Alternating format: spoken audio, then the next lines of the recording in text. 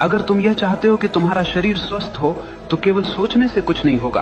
तुम्हें रोज व्यायाम करना होगा, सही भोजन करना होगा, आलस्य छोड़ना होगा। यही अनुशासन है। अगर तुम यह चाहते हो कि तुम्हारा जीवन ज्ञान से भरा हो तो केवल यह चाहना कि काश मैं बुद्धिमान बनूं बेकार है। तुम्हें किताबें पढ़नी होंगी, ध्यान करना होगा, अपने भीतर प्रश्नों को गहराई से देखना होगा। यही अनुशासन है। याद रखना, चाहत बीज है और अनुशासन उसका पानी। बीज कितना भी महान क्यों न हो, अगर उसे पानी न मिले तो वह सूख जाएगा।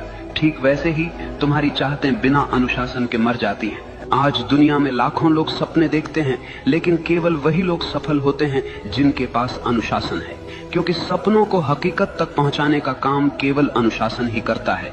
और अनुशासन कोई कैद नहीं है, अनुशासन तो आजादी है।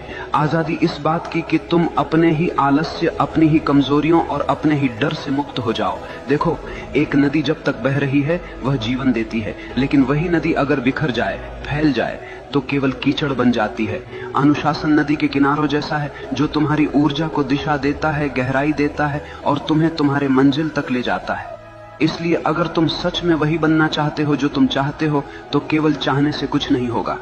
तुम्हें अपने जीवन में अनुशासन की आग जलानी होगी। हर दिन, हर क्षण अपने लक्ष्य के लिए समर्पित होना होगा।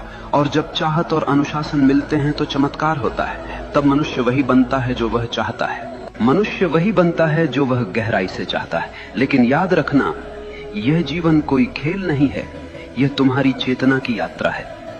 अगर तुम अपने भीतर नीच विचार रखोगे तो तुम जीवन को नरक बना लोगे, और अगर तुम अपने भीतर ऊंचे विचार, गहरी चाहत और अनुशासन रखोगे तो यही जीवन तुम्हें स्वर्ग बना देगा। सवाल यह नहीं है कि दुनिया तुम्हारे खिलाफ है या साथ में है, सवाल यह है कि तुम अपने साथ हो या नहीं। अगर तुम अपने विचारों, अपनी चाहतों और अपने अनुशासन के साथ खड़े हो तो दुनिया की कोई ताकत तुम्हें रोक नहीं सकती।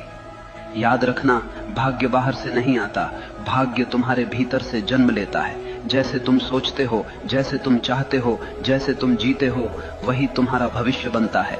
तो उठो, अपने डर को छोड़ो, अपने संदेह को जलाओ, अपनी चाहत को इतना गहरा बना लो कि वह तुम्हारी हर सांस में समा जाए, और फिर देखना पूरा ब्रह्मांड तुम्हारे रास्ते को साफ करने लगेगा।